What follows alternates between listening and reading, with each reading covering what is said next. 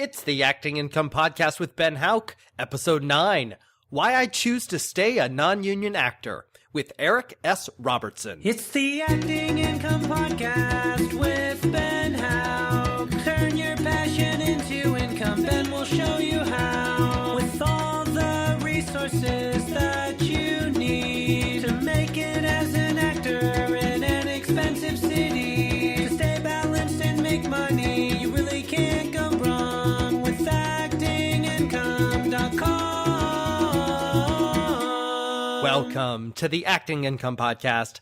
I'm Ben Hauck, and on this podcast, we talk about anything and everything that helps you earn an income as an actor. Many thanks for tuning in. This is Episode 9, titled Why I Choose to Stay a Non-Union Actor, with Eric S. Robertson. Pull up the show notes right now at actingincome.com/episode 9. Just before we dive in, I want to plug today's sponsor, the Stand-In Handbook.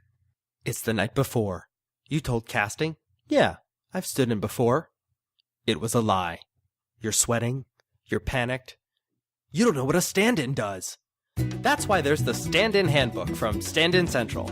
The Stand-In Handbook is packed with 127 pages of guidance and instruction on standing in so that you're prepared tomorrow to walk on set. And the Stand-In Handbook is instantly downloadable, so you can have it moments after listening to this ad. To download the Stand-In Handbook and to get a discount on the handy call sheet cheat sheet, make sure to visit standincentral.com/handbook. That's standincentral.com/handbook.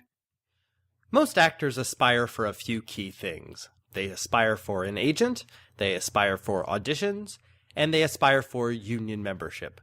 In this episode of the Acting Income Podcast, we talk about the latter of these three, union membership. But this time, we talk about union membership from a perspective you don't often hear.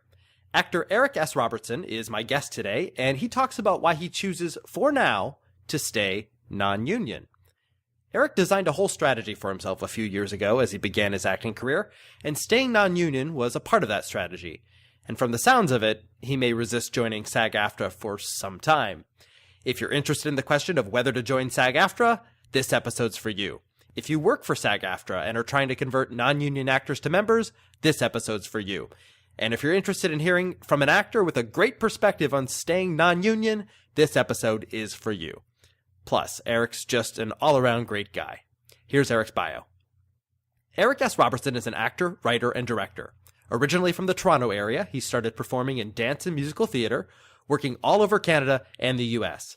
At age 30, he settled in New York City to attend the Barrow Group School's 2-year acting conservatory program and start a career in film and television. Since then, he's stayed proudly non-union and thus has acted on almost every show Discovery ID has to offer. He's also done many other projects, including some indie films. Eric has done a slew of commercials and several national print campaigns.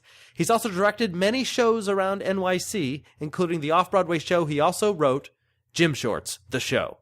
Eric continues to look for meaning and inspiration in every endeavor, and he wishes the same for you. Now, make way for my interview with actor Eric S. Robertson. Eric S. Robertson, welcome to the Acting Income Podcast. Thank you very much. I'm happy to be here.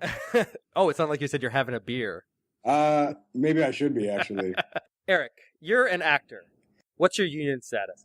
My union status is none. I'm a non-union actor. Shocker. It is shocking, especially if you look at the title of this podcast. Yes. See, I wanted to bring you on because I had an interesting conversation with you on set, probably about a month ago. We were talking about podcasts. I had the idea for this podcast. And from what I remember, you said that you aren't interested in going union at all. You're a non-union actor, and you're not interested in going union, specifically within the SAG-AFTRA jurisdiction. Yeah, I mean, not right now. I mean, I'm sure at some point I will. It seems like an inevitable step at some point. But no, I think not right now. Not right now. I haven't been doing this for that long, and I just really felt that if I joined the union too early, that would be the end of my career. Because basically, I got out of school and I started, doing some non-union work. I started doing some non-union background work, to get used to being on set, see what that was like, all that kind of stuff. About how long ago are you talking? I'm talking 3.5 years. Okay. And a lot of people, their goal was to get union as fast as possible, get as many waivers as possible, as fast as possible, join the union, start doing that. And, that's all great. There are many different strategies, of course, to making your career what you want it to be. But I really thought, if that's what I do, then it would be a huge mistake and my career would be over. Because, being brand new to this game at 30, I would be up against people who are part of the union, who have connections, who've been doing this their entire life, and, who are much better actors than I, and would just have that leg up on me. And I was like, I don't think I'm ready to compete. That was three and a half years ago. Now I know that I can compete. So I chose that strategy, and I think so far it's worked out for me. And I kind of figure, if it's not broke, don't fix it. Mm-hmm. So your professional aspirations with respect to acting are? My professional aspirations actually are to act a third of the time, write a third of the time, and direct a third of the time in films. To write movies, to be like right up there with the J.K. Simmons, people like that. So I understand that at some point that means joining the union. But right now, I figure it's the difference between money and work, and actual work, and the kind of work that I would like to do. And I would rather work. So let's say that right now you had the opportunity to join the union. Why aren't you joining right now? Well, I actually do have the opportunity to join the union because I got my waivers. I got 3 waivers a long, long time ago. I spent a lot of time meeting casting directors. I spent a lot of time doing those events at one-on-one, things like that. And there was a time maybe a couple years ago where I was like, okay, now I really should join the union, I'm assuming. And my first question was always, as a casting director, do you look at union actors versus non-union actors differently? Does it sway your opinion of an actor if they're union or non-union? And all across the board, they all said no. They said basically there are, of course, jobs that you might not get seen for, but the reality is what you do in the room is what you do in the room. And if you're right for the job, you're right for the job. If it's a union job and you're the best one for the job, they'll waive you. They'll give you a waiver. And if you're not, then they won't. So I kind of, stuck to that philosophy and have kind of been going in that way. Are you a frequent auditioner? Yeah, I audition all the time. Like I average like 1 or 2 a week. This week that just passed, I had 5. Whoa. Yeah, the week before that I had none. It fluctuates, and I think it fluctuates for everybody. But I'd say I average like one or 2 a week, And the thing is also the projects. I look at all the breakdowns that are coming in, and I feel like I'm constantly seeing SAG ultra low budget, deferred pay, all that kind of stuff. And a lot of the times, the SAG things that come in are paying the same, if not less, than a lot of the non-union jobs that I'm doing. Oh, really? You're seeing that? Yeah. And like if something comes along that SAG, like I'll apply to that as well and say, if because of that philosophy, if they like me, they'll hire me. If they want somebody else, they'll get somebody else. What kind of projects have you been auditioning for? Actually, before we go on to that, I want to take one step back as well. Part of the reason that I didn't want to join the union right away, so I started doing background work, everybody was, trying to get in the union as fast as possible. And I'll tell you, the background work, it was my first gig, it was Noah, right? That movie Noah. And we were all playing the soldiers. We were all playing the soldiers, and it was at night. There was night pay, wet pay, this pay, that pay, bus pay, meal penalties, and stuff like that.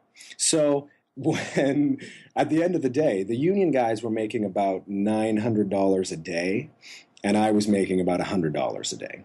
Quite a difference. Quite a difference. But at the same time, I felt 2 things. One, actually, I was like, just in life, there's no point in comparing myself to anybody else. They can make that $900 because they're at a different point in their lives than I am, and a different point in their career than I am. But the other thing is that, and I could be completely wrong, but the guys that got in the union as fast as possible, I think it was a mistake because they're going to get into that union and not be competitive.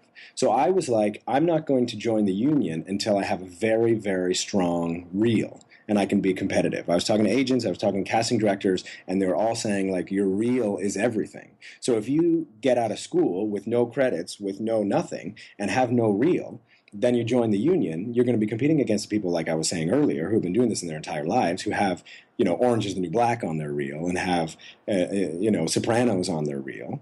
and you have no reel, you're both union members, how is that going to serve you? I don't think it is. So what my strategy was, what I did was I did student films that got like a reel full of student films. Then I did completely non-paying gigs. And I replaced that reel with those gigs. Then with that reel, I was able to get some smaller non-union jobs. And then I replaced that reel. And then now I have a reel that actually has incredible looking footage, because the other thing about union work versus non-union work is a lot of the times it's only the actors who are non-union, or it's only the actors who are who have that distinction. So the crew is a top-notch professional crew. The writers are a top-notch professional writing team. The production is amazing. Sound is amazing. You end up with a product that looks fantastic. So if you look at my reel right now, you would never look at that and be like, oh, those are non-union gigs. I don't know about that. You go like, wow, those are, and that's a big thing as well, is that the production value, the way things are going, the production value is amazing. Whether the production company is contributing to my health benefits or not is irrelevant to the quality of the production. Give me some sense of what you might make as a non-union actor. Okay, well, it really runs the gamut. It will go anywhere from, I get a lot of breakdowns that are $50 a day, which I just don't do. So my minimum is $100 a day. If it's not $100 a day, I don't apply for it. So I do a lot of gigs that are $100 a day.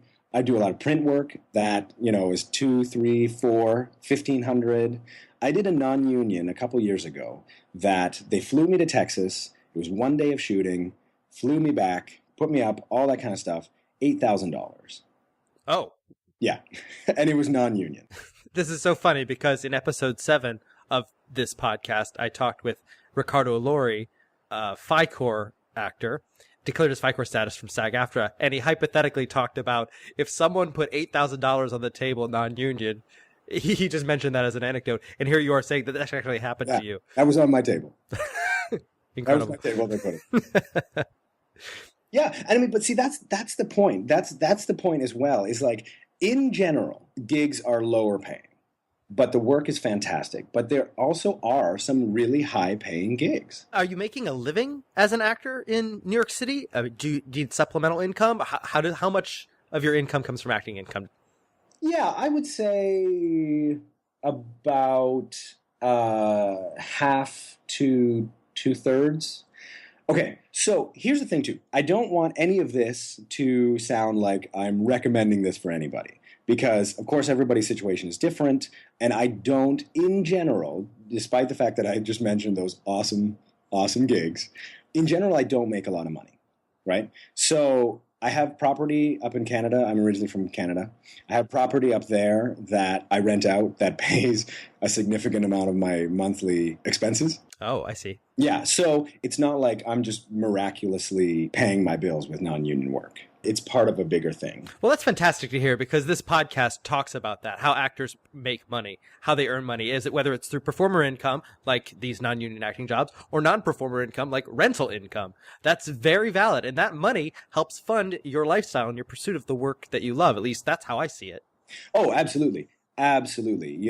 That is a huge factor. I keep saying that my decision to go non-union is a strategy, and I think it's true, or I know it's true, it is true. I think it's working, but I'm only able to do that because of my other income, because my girlfriend is incredibly supportive, and because, I'm a pretty cheap guy.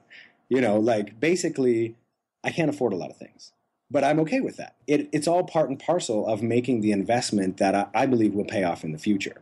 If I joined the union right away, I think I'd probably be living a little more comfortably right now. You know what I mean? I'd be carrying my iPad around instead of my humongous laptop. You know what I mean? But I'm willing to make that sacrifice for the work. So when is the future going to happen for you? At the beginning of this podcast, you gave me the sense that you may join the union at some point. You've developed quite a resume. I look at your resume. You have a lot of experience. At least you put my experience to shame. I've been in SAG, I think, since 2000. It's like you get to do so much. Like, when is that future going to come? What's it going to take to join the union? I don't know. I don't know. That's your first answer. That's interesting. You don't know what's going to happen. Yeah, honestly, I don't know. I don't know. Partly because, as I said, like I'm kind of okay with the way it's going, and if I can be like totally frank and honest, I think part of it is going to be when I say I'm sick of like scraping together money for the sake of the integrity of my acting career. And I would like a little more balance, and I would like a little more money. And I'm willing to maybe work less, maybe not, but like jump into that pool just for the sake of having a little more balance in my life. What do you think union work, let's say you join the union, what do you think union work would do for your current acting work life? I don't know. I don't know. I don't know. I don't know. See, part of the thing is that I don't have an agent. I'm doing this all by myself as well. And on a personal note, I think actually joining the union would be something that's also kind of nice because I feel like I'm doing this all by myself. Like, I feel like there's nobody going to bat for me and nobody behind me. In terms of what? Anything. Getting your paychecks. In terms of safety? In terms of what? Actually, in terms of any of those things. Yeah. I did a gig a couple years ago, and it was a great gig, well paid, all that kind of stuff. Non-union. It was a 4-day gig. I only got paid for 2 of those days. And I called, and I called, and I called, and I called, and I called. And after a while, I just got a thing that said, this number is no longer valid or is not whatever. And I was like, okay, well, that's that. And then I was complaining to some of my friends, and they were like, oh, yeah, we all have a story like that. Everybody has a story like that. That's just the way it is. I mean, there's those practical things, but I also feel like the union can just support you. You can feel like you're part of something bigger than yourself. You know what I mean? You're a member of something. It's a family. Maybe some people feel that way. Maybe they don't. Maybe I'd get in the union and not feel that way at all. Maybe I'd be like, oops, my mistake. But at least that's what it looks like from the outside. But in terms of my acting career, I know that it might help me get an agent. It might not. Gigs that I got, I would probably get more money for, which is certainly nice. I'd be guaranteed lunch. That would be nice. But who knows? You would lose all of those non-union opportunities if you became, say, a SAG-AFTRA member. So you've done all this non-union work. You join SAG-AFTRA, you lose a lot of these non-union opportunities. Is that a fear or is that a concern at all? Is that really just that you wouldn't have that concern when you actually decided to join the union? Yeah, actually, you know what? Yeah, you definitely articulated that better than I did, because that is the main reason, is that I worry that work would dry up, that the opportunities wouldn't be there. The opportunity to act. To act, yes. The opportunity to be on set would stay. The opportunity to make more money would be there. But the opportunity to act would go away. And, again, like I talk to a lot of people and a lot of casting directors, and they say more and more stuff is going non-union. More and more people are joining the union. I'm sure the merger is old news, but, more and more people are in the union with not many more union gigs. You know what I mean? And that kind of scares me. But I'm willing to take a bit of a pay cut and to do that in order to act and to flex my muscle. And you mean you're willing to stay non-union in order to act? That's what you mean by taking a pay cut, right? Yeah, exactly. So you touched on some of the things that union membership might offer. You have someone coming to bat for you, especially if you don't get paid. The community that might come with becoming, say, a SAG-AFTRA member. What other things does union membership offer you? There's certainly pension. There's health coverage if you make enough money, I believe. That's certainly appealing. That's certainly a very real consideration as I age and as, looking into hopefully parenthood soon, all that kind of stuff. There are those very real possibilities or very real practicalities that living the actor's lifestyle and maybe a non-union lifestyle wouldn't support very well. So I feel like a union lifestyle would support that. Again, it still comes down to, do I want to work or do I want to make money? You know what I mean? Do I want to act? Do I want to be creative? Do I want to be the star of the show or do I want to make money? You know what I mean? Well, actually, clarify this for me, because you said, do you want to act or do you want to make money? I don't think those are necessarily mutually exclusive. Do you know what I'm saying? What do you mean when you say, do I want to act or do I want to make money? What is that? Well, I just mean that the opportunities to act, to actually be, a principal actor and stuff like that are huge in the non-union world. And there are tons of them, and there are more of them every day. And I don't want to give up that huge pool of opportunities in order to just make a little more money. I'd love to get the screeners. That would be fun. The SAG Award screeners, I think you're referring to, that come to SAG-AFTRA members. Yeah. But again, it's not big enough, Well, I have a few more questions I'd like to ask you. You're talking to another non-union actor who's thinking about joining the union. From your perspective, what would they gain? What would they lose? What would you say to that non-union actor is thinking about the union, based on your experience? I would say if you're going to join, you have to be ready and you have to be competitive. You know what I mean? No, I don't know what you mean. What do you mean? I mean, you have to have a good reel. You have to have experience behind you. You have to have credits. You have to have IMDb credits. And you should have some training and you should be good. That's probably the least important out of all of them. But those are the kind of things that are going to make you ready to go into a field that is supposedly, and maybe I'm buying into, maybe this is me buying into the rhetoric, more competitive and people that are operating at a more professional level. Why'd you go wah-wah? Because it goes against everything that I believe in terms. No, it doesn't. It doesn't. But in theory, if you join too early, you're going to be going against people who are much more experienced and have been doing this for too long. So, longer than you, if you join too early. What if you're talented? Doesn't matter. Honestly, I mean, trust me. No, it doesn't matter. How much experience is a satisfying amount of experience? I mean, it sounds like you're probably actually even asking yourself that question. Yeah, that's a good point. There is no magic number. I mean, this is the whole problem with this whole thing, is that the union and the business and stuff, the way it is, it's not a ladder and it's not a meritocracy. And you don't put in a certain amount of time and get to this level, put a certain amount of time and get to this level, put in a certain amount of time and get to this level. That's not the way it works, right? Some people will catapult to the top and some people will, who are 1,000 times more talented, 1,000 times harder working, will languish at the bottom and not get their break. But you do want to make sure that the cards are stacked in your favor. So you have to have a reel. I keep harping on this reel, but if you're applying to jobs and you don't have a reel, you're not going to get seen because that first step hasn't been satisfied. You're not talking about a reel where you go to some studio and then you record 3 scenes and call it your reel. You mean actually building that through, say, non-union work. Yes. And getting the copies and compiling a reel from actual work experience, not from just going to a studio to record something. Right. Because I could be completely wrong. This is what it seems like to me. Your talent and your acting ability is the least important thing that your reel shows. Because if you go to a studio and record 3 scenes and put it on your reel is going to look like it's by an actor who went to a studio and recorded 3 scenes. Uh-huh. If you were on TV with lines and acting across from a celebrity, per se, and put that on your reel, then you're going to look like an actor who has lines in projects that are big enough to get celebrities. And that's what matters. So basically what I'm saying is anybody who asks me if they want to join the union, if that's what they want to do, they should do it. Like I said, I'm not recommending this lifestyle. This is just what I chose. I don't even know if it's right for me. I have no idea whether this was the right choice. And again, because the business is what it is, there is no formula. There is no logical way to approach anything. This is just what happened to me. So if they feel like they're ready and they feel like then they should do it. There's no reason not to. But I would say find out what your long-term goals are and if you're building the blocks that lead towards that. I just had this conversation with somebody actually just last week.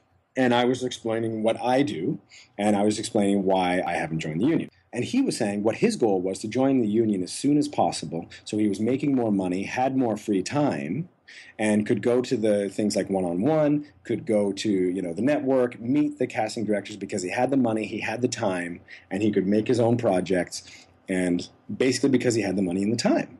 And that's a perfectly valid way to go. I think that's great. If you have the money and you have the time and you can take the classes and go in there, that's great. My fear is you can meet all those people because you have the money and time. What are you going to show them? When they say, oh, I'm so glad you're in here. It was great meeting you. Send me your reel. Then you're going to say, okay, I don't have one. I could be completely wrong about this. And maybe I'm putting too much emphasis on the real, but when I speak to agents, that's what they talk about. When I speak to casting directors, that's what they talk about, the real. And the real is what shows what you've done.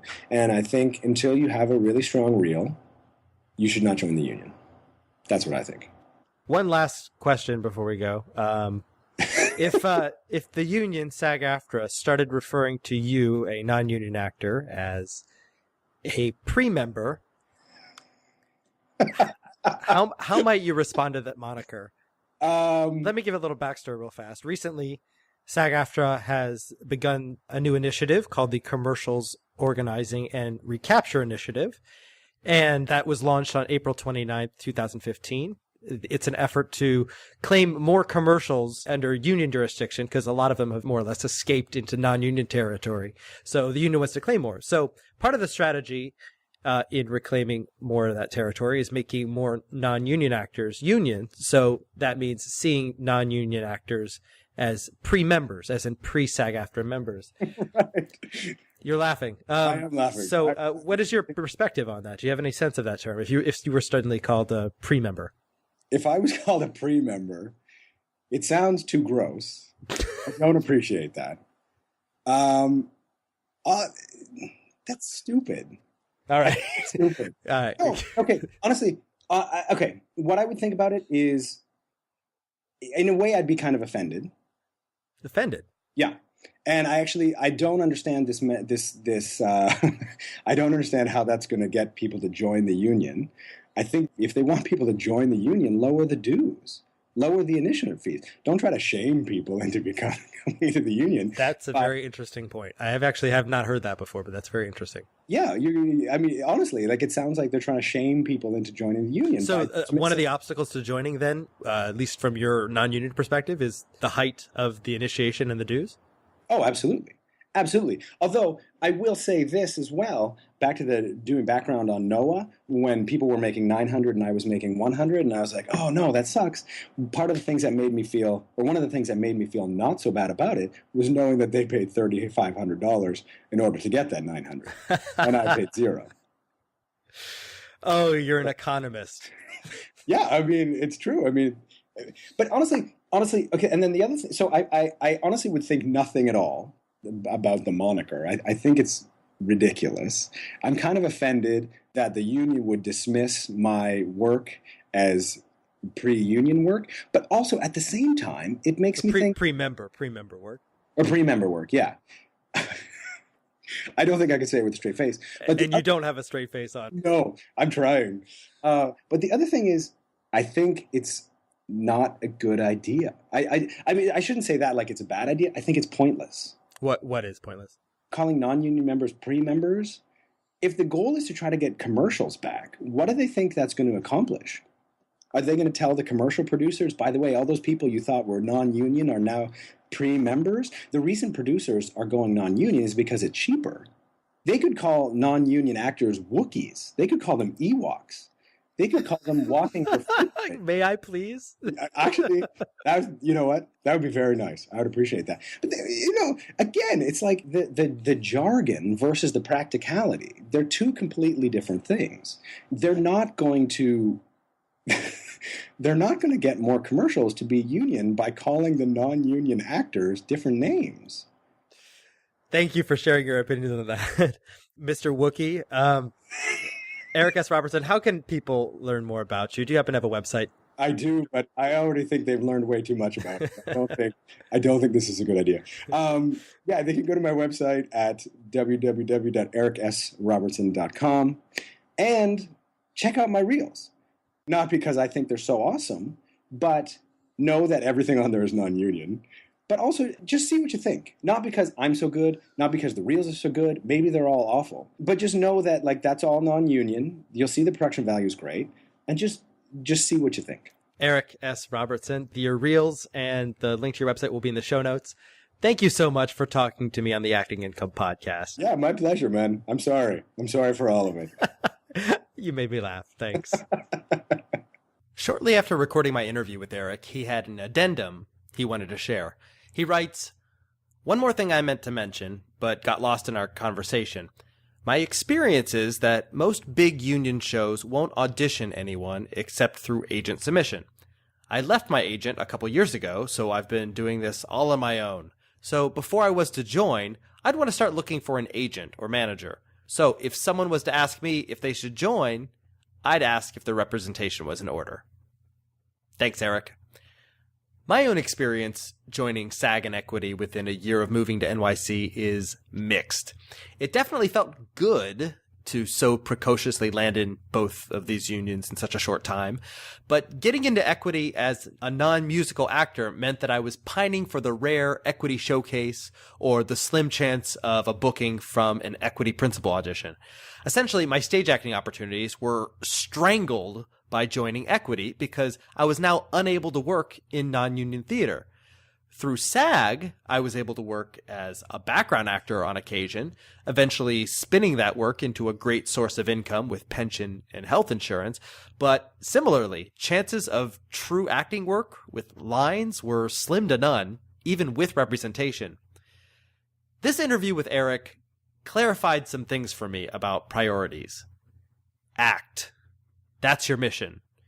And seriously consider whether going union will strangle your opportunities to act. It sounds backward that getting into a professional union could diminish your professional opportunities, and for the actors who keep moving up, it isn't. But for most union members, in my opinion, going union does seriously limit acting possibilities. If you have the option to go union, don't just jump aboard without considering Eric's perspectives in this episode. And make sure you listen to episode 7 of the Acting Income podcast that talks about financial core status with the union, giving you the opportunity to work both union and non-union.